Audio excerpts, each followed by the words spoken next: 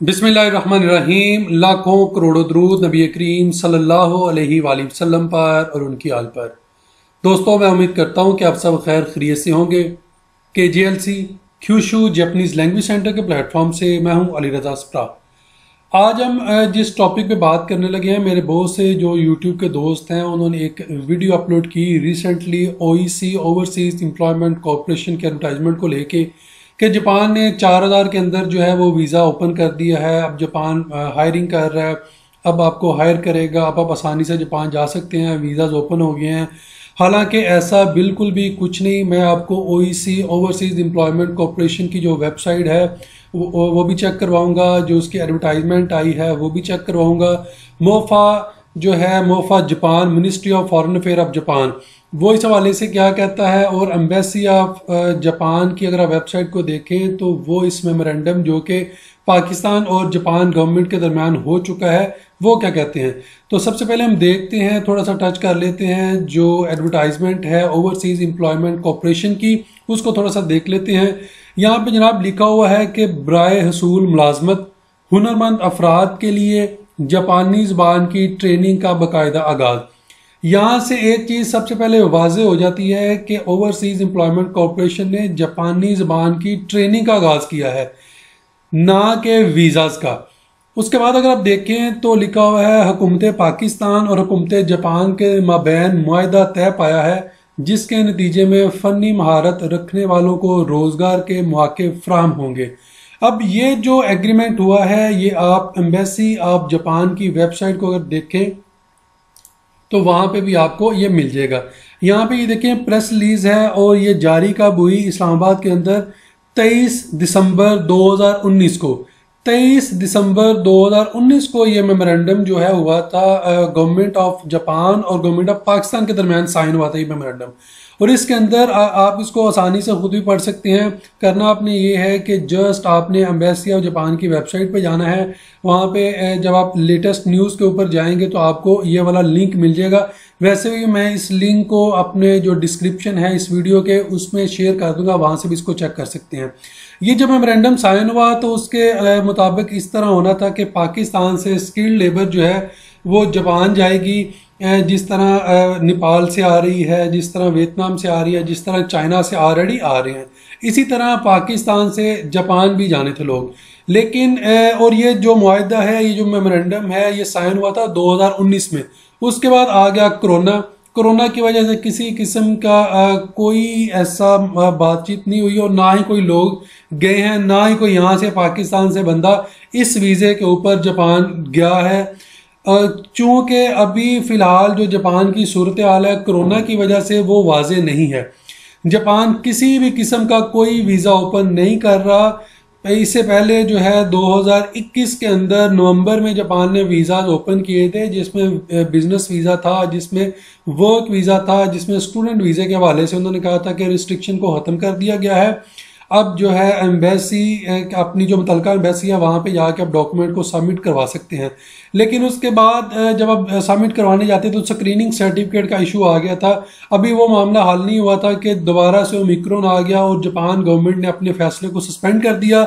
और उसके बाद किसी किस्म का कोई ऐसा अभी तक डिसीजन नहीं लिया गया कि जिसके मुताबिक ये तय किया गया हो या ये अनाउंसमेंट की गई हो कि अब पाकिस्तान से जो लोग हैं वो जापान आ सकते हैं। ये ऐसे ममालिक से लोग जिसके ऊपर जापान ने पाबंदी लगाई है वहाँ से आ सकते हैं, ऐसा बिल्कुल नहीं है।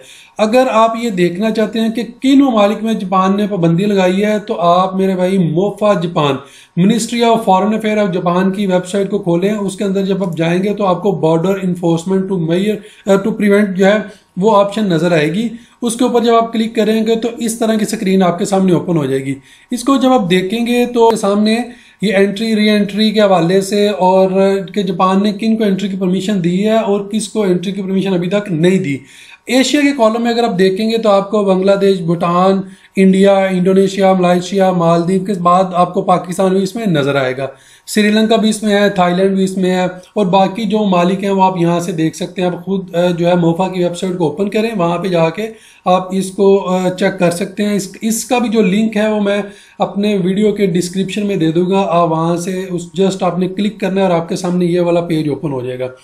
तो भाई आपके पास अगर कोई न्यूज़ आती है तो सबसे पहले आप उसको एम्बेसी ऑफ जापान से जो इस्लामाबाद के अंदर है वहाँ से कंफर्म किया करें, या मोफा की वेबसाइट है ministry of foreign affair of Japan, वहाँ से कंफर्म किया करें, या जिस सोर्स का वो बता रहा है वहाँ पे कॉल किया करें।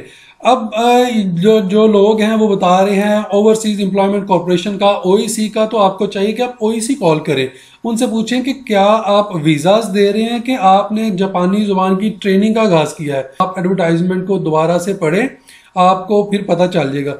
मुझे भी जब कॉल्स आई, लोग कह रहे थे जनाब वीज़े ओपन हो गए हैं, कब हम एम्बेसी जाएं, तो मैंने उन्हें यही जवाब दिया कि मेरे भाई मैं आपको एडवर्टाइजमेंट सेंड करता हूँ, आप जस्ट एक दफ़ा तसल्ली से उस एडवर्टाइजमेंट को पढ़ लें। उर्दू के अंदर है, इंग्लिश के अंदर भी नहीं है। उस एडवर्टाइजमेंट को जब आप पढ़ लेंगे, उस एड को पढ़ेंगे, तो आपको बिल्कुल वाजे हो जाएगा कि वो एडवर्टाइजमेंट किस हवाले से है। तो हम उसी को दोबारा से शुरू करते हैं। यहाँ पे लिखा हुआ है कि हुकूमत पाकिस्तान और हुकूमत जापान के मबैन मुआहदा तय पाया है, जिसको मैंने वो एग्रीमेंट जो मेमोरेंडम है वो भी मैंने आपको दिखा दिया है। एम्बेसी की वेबसाइट से आप जाकर खुद भी चेक कर सकते हैं। और उसके बाद लिखा है कि जापान में मुलाजमत के लिए जापानी ज़ुबान के बुनियादी इल्म का होना ज़रूरी है। और ये मैं अपनी वीडियो में बारहा कह चुका हूँ कि अगर आप वर्क वीज़ा के लिए, स्टूडेंट वीज़ा के लिए जापान जाना चाहते हैं तो आपको उसके क्राइटेरिया को पूरा करना होगा, या आपको JLPT या जापानीज लैंग्वेज का कोई भी कोर्स है वो आपको करना पड़ेगा। वो करने के बाद ही आप वहाँ पे जा सकते हैं। जापानी ज़ुबान का कोर्स करने के बगैर आप जापान नहीं जा सकते, ना ही वर्क वीज़े पे और ना ही स्टूडेंट वीज़े पे। उसके बाद लिखा है जी ओईसी बतौर सरकारी मैन पावर प्रमोशन एजेंसी। अब यहाँ से ही एक चीज और वाज़ेह हो जाती है कि ये एक जस्ट एक मैन पावर प्रमोशन एजेंसी है, ना कि visa issuing authority. Visa issuing authority embassy है। एम्बेसी ऑफ जापान के पास इख्तियार है कि वो आपको वीज़ा दे या आपका वीज़ा रिजेक्ट करे। जापान से जब एलिजिबिलिटी आ जाता है तो बहुत से दोस्तों का ख्याल होता ये है कि एलिजिबिलिटी आ गया, यही हमारा वीज़ा है, जो कि हकीकत में ऐसा नहीं होता। एलिजिबिलिटी जस्ट ये एक ऐसा पेपर होता है जो कि इमिग्रेशन इशू करती है। उसका मतलब ये होता है ये बंदा अहल है, हमें कोई एतराज़ नहीं, तो ये बंदा आ सकता है। उसके बाद जो बाकी के मामला होते हैं, आपने वीज़ा एप्लीकेशन फॉर्म को फिलअप करना होता है, उस फॉर्म को आपने एम्बेसी में जमा करवाना होता है। एम्बेसी आपका इंटरव्यू ले ना ले ये एम्बेसी की मर्जी होती है, लेकिन वीज़ा जो इशू करेगी वो आपको एम्बेसी ऑफ जापान करेगी, ना ही आपको OEC overseas employment corporation visa issue करेगी। एम्बेसी ऑफ जापान के अलावा आपको किसी किस्म का कोई बंदा, कोई एजेंसी वीज़ा ग्रांट नहीं कर सकती, क्योंकि एम्बेसी ऑफ जापान के पास ये इख्तियार है कि वो आपको वीज़ा दे या आपका वीज़ा रिजेक्ट करे। ना ही ओईसी के पास ये इख्तियार है, ना ही किसी प्राइवेट बंदे के पास ये इख्तियार है। अगर आपको कोई बंदा कहता है कि मैं ओईसी के ब्याह पे आपको वीज़ा लेके दूंगा, तो वो आपसे झूठ बोलेगा, धोखा देगा आपको। और अगर कोई प्राइवेट बंदा कहता है कि जनाब जापान ने वीज़ाज अब जो है वो इशू करने स्टार्ट कर रहा है, आप ये एडवर्टाइजमेंट देख ले, यहाँ पे ये लिखा हुआ है कि इतने जो हैं फील्ड्स के अंदर वीज़ाज जापान ओपन कर रहा है, आपको किसी किस्म को कोई मेमोरेंडम दिखा दे तो वो भी आपसे झूठ बोलेगा, जस्ट आपसे धोखा फ्रॉड करेगा और कुछ नहीं करेगा। वीज़ाज के हवाले से अगर आपको कोई अथेंटिक न्यूज़ चाहिए तो मेरे भाई आपने एम्बेसी ऑफ जापान से रब्ता करना, इसके अलावा किसी और से रब्ता करने की ज़रूरत नहीं। यूट्यूब के ऊपर जो वीडियोज़ आती हैं वो जस्ट अपने व्यूज़ के लिए होती हैं जनाब। उन्होंने वो लिख दिया होता है जापान ने वीज़ाज ओपन कर दिए, जापान 4000 रुपये में वीज़ा दे रहा है, जापान ने बंदे बुलाने शुरू कर दिए, और पता नहीं किस किस जो है वो उन्होंने क्या क्या स्टेटमेंट दी, और लोग जो हैं उनके अंदर ये उम्मीद जाग गई कि शायद जापान ने वीज़ाज ओपन कर दिया। अभी ऐसा फिलहाल कुछ भी नहीं हुआ। और फर्दर इसको अगर हम देखें तो उन्होंने ये भी लिखा हुआ है कि ये जो एजेंसी है, प्रमोशन एजेंसी, जापानी ज़ुबान की तरबीती क्लासेस का बाकायदा इनकाद करने जा रही है, और ताकि ज़्यादा से ज़्यादा पाकिस्तानियों को जापान में रोज़गार के मौके फ्राहम हो सकें। अगर आप मंदरजा झैल शराइत पर पूरा उतरते हैं तो जापानी ज़ुबान सीखने के लिए दरख्वास्त देने के अहल हैं। अगर आप इसी स्टेटमेंट को ही जो उन्होंने उर्दू में लिखी हुई है, इसको अगर आप अच्छी तरीके से पढ़ लें तो आपको पता चल जाएगा। ओईसी जस्ट एक प्रमोशन एजेंसी है जिसने जापानी जुबान की जो क्लासेस हैं उसका इनकाद किया है, ना कि जापान के वीज़ों का। तो उसके लिए भी उन्होंने कुछ शराइत रखी हैं। ओईसी से अगर आप करेंगे तो ओईसी की जो शराइत हैं उसको पूरा करना पड़ेगा आपको। अगर आप किसी प्राइवेट अदारे से करेंगे तो उसके लिए किसी किस्म की कोई शराइत नहीं होंगी। जस्ट आपने जो है, हाँ, जो शराइत अगर आप जिस वीज़ा के ऊपर जा रहे हैं वो रिक्वायरमेंट आपको लाजमी पूरी करनी पड़ेगी। ठीक है, अगर आप यहाँ से स्किल्ड वीज़े के ऊपर जा रहे हैं तो आपके लिए जो रिक्वायरमेंट है कि आपके पास सर्टिफिकेट होना चाहिए, वो कोई भी टेक्निकल जो आपको काम आता है उसका सर्टिफिकेट हो, 1 साल का एक्सपीरियंस हो, जापानीज लैंग्वेज आपको आनी चाहिए, N5 लेवल आपके पास हो, या आपने 2-3 माह का सर्टिफिकेट आपके पास हो। ये मेन रिक्वायरमेंट यही है, इसके अलावा कोई रिक्वायरमेंट नहीं। अगर आप ओईसी से करेंगे तो जो फर्दर रिक्वायरमेंट्स हैं वो कौन कौन सी हैं जी। शराइत के अंदर उन्होंने लिखा है एज जो है वो 18 से 39 साल के दरमियान आपकी हो, इससे ज़्यादा नहीं होनी चाहिए। मिडल आपने पास किया हो। यहाँ पे ये भी चीज़ वाजे हो जाती है कि ना तो मैट्रिक की ज़रूरत है ना ही इंटर की ज़रूरत है, जस्ट आपने मिडल पास किया हो। वो बंदा जिसने मिडल पास किया है वो स्किल्ड लेबर वीज़े पे जापान जा सकता है जब जापान इस वीज़े को ओपन करेगा, उससे पहले नहीं जा सकता। उससे पहले चाहे आप ओईसी से कर लें, चाहे आप एम्बेसी नमल यूनिवर्सिटी से कोर्स कर लें, किसी भी प्राइवेट यूनिवर्सिटी से कोर्स कर लें, जापान से सर्टिफिकेट ऑफ एलिजिबिलिटी है वो मंगवा लें, तब भी आपको वीज़ा नहीं मिलेगा जब तक जापान जो है वो वीज़ाज के हवाले से वाज़े तौर पर कोई अनाउंसमेंट नहीं दे सकता। स्टूडेंट वीज़े के हवाले से उन्होंने कहा है कि स्टूडेंट वीज़े जो है वो फेब के एंड पे जाके हो सकता है वो ओपन कर दें, इसके हवाले से कोई गुड न्यूज़ है। बाकी जो भी वीज़ा है, चाहे वो वर्क वीज़ा है, बिजनेस वीज़ा है, किसी किस्म की कोई न्यूज़ अभी तक अपडेट नहीं है। शायद उसके बाद नीचे अगर देखें तो उन्होंने लिखा हुआ है कि फ़नी तरबियत का कोर्स, नीचे दी गई लिस्ट में किसी एक फील्ड में जापान से मंजूर शुदा अदारे का सर्टिफिकेट या डिप्लोमा होना आपके पास ज़रूरी है। तजर्बा के अंदर लिखा है जिस फील्ड में सर्टिफिकेट या डिप्लोमा आपने हासिल किया है कम से कम 1 साल का तजर्बा आपके पास होना चाहिए। कोर्स की फीस लिखी हुई है, कोर्स का दुरानिया है 2.5 माह, उसके बाद टाइमिंग लिखी हुई है।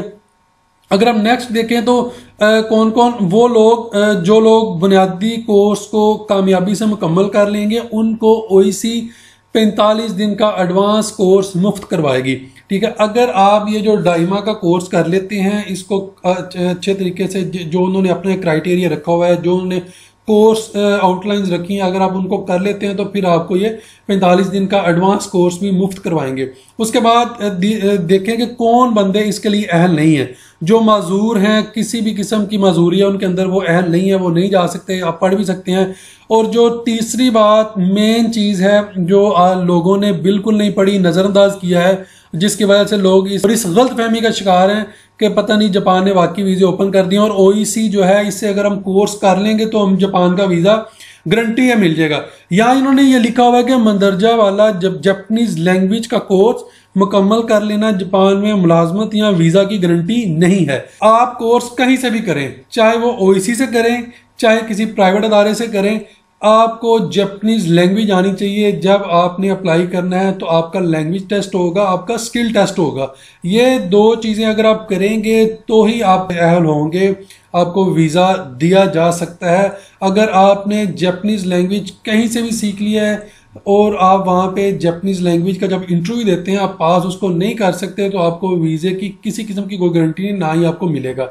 तो ये जो शराइत आपने पूरी करनी है। नीचे अगर आप आएंगे तो नीचे उन्होंने तकरीबन 85 यानी कि 85 फील्ड हैं जिनके अंदर आप जा सकते हैं और ये आपके पास कोर्सेज और ये कोर्स आप कर सकते हैं। ठीक है, इसमें आप डिप्लोमा ले सकते हैं और आपके पास 1 साल का एक्सपीरियंस भी होना चाहिए। तो आप अपने कोर्स की तरफ ध्यान दें। कम से कम आप जो है 6 माह का, 3 माह का किसी भी टेक्निकल अदारे से कोर्स कर लें। कोर्स करने के बाद आप अपनी साथ में ट्रेनिंग शुरू करें ताकि आपका 1 साल का जो कोर्स है वो भी कंप्लीट हो। ये एक्सपीरियंस होगा, फील्ड के अंदर आपका सर्टिफिकेट होगा, जापानीज लैंग्वेज आपने कोर्स किया होगा, तो फिर ही आप उसके लिए अहल हैं। और वीज़ा कब आपको दिया जाएगा? जब आप लैंग्वेज टेस्ट को पास कर लेंगे और स्किल टेस्ट को पास करेंगे, फिर आपको वीज़ा दिया जाएगा। और वीज़े का क्राइटेरिया ये होगा, ये जो आपकी प्रमोशन एजेंसीज हैं ये जस्ट एक मिडल मैन का रोल अदा करेंगी।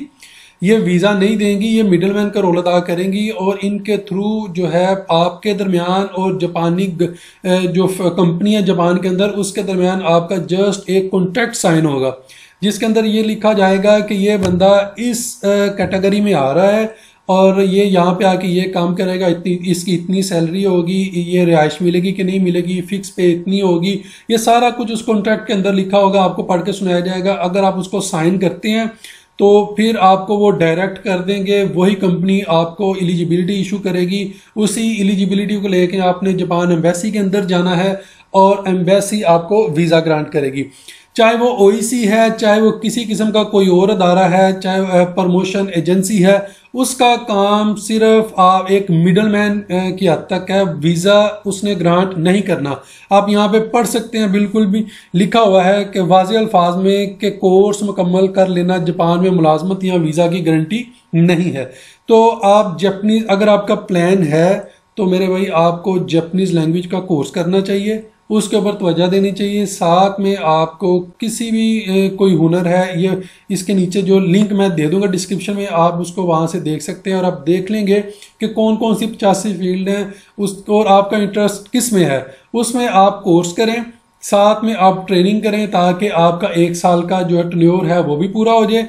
1 साल का टेन्योर आपके पास, जो सर्टिफिकेट आपके पास होगा जिस फील्ड में आपने कोर्स जो किया है आपने, अगर आपके पास वो सर्टिफिकेट होगा और जापानीज़ लैंग्वेज का सर्टिफिकेट होगा तो फिर आप अप्लाई कर सकते हैं। अदरवाइज आप अप्लाई नहीं कर सकते, आप अपना टाइम भी ज़ाया करेंगे, आप अपना पैसा भी ज़ाया करेंगे। तो वीडियो बनाने का मकसद ये है कि आप इसको खुद पढ़ें, ध्यान से पढ़ें, ताकि आपको पता चल जाए, ठीक है, कि जापान गवर्नमेंट ने जो एग्रीमेंट किया है वो ये यहाँ पे ये सारा कुछ लिखा हुआ है। एम्बेसी आप जापान की वेबसाइट से आप चेक कर सकते हैं, मोफा की वेबसाइट से आप ये चेक कर सकते हैं कि कौन कौन जापान जा सकता है, कौन कौन नहीं जा सकता, ये यहाँ से आप चेक कर सकते हैं। और ओईसी की जो एडवर्टाइजमेंट है उसका लिंक मैं इस वीडियो के डिस्क्रिप्शन में दे दूंगा, वहां से उसको चेक कर सकते हैं। इस वीडियो के हवाले से मजीद आपके जहन में किसी किस्म का क्वेश्चन हो तो डिस्क्रिप्शन में मैं अपना नंबर भी दे दूंगा, आप उसके ऊपर व्हाट्सएप कर सकते हैं। इसी के साथ अली रजा सफराग को इजाजत दें, हमेशा खुश रहें, अपना ख्याल रखें और मेरे channel KJLC Kyushu Japanese language centre को सब्सक्राइब करना ना भूलें। अल्लाह हाफिज।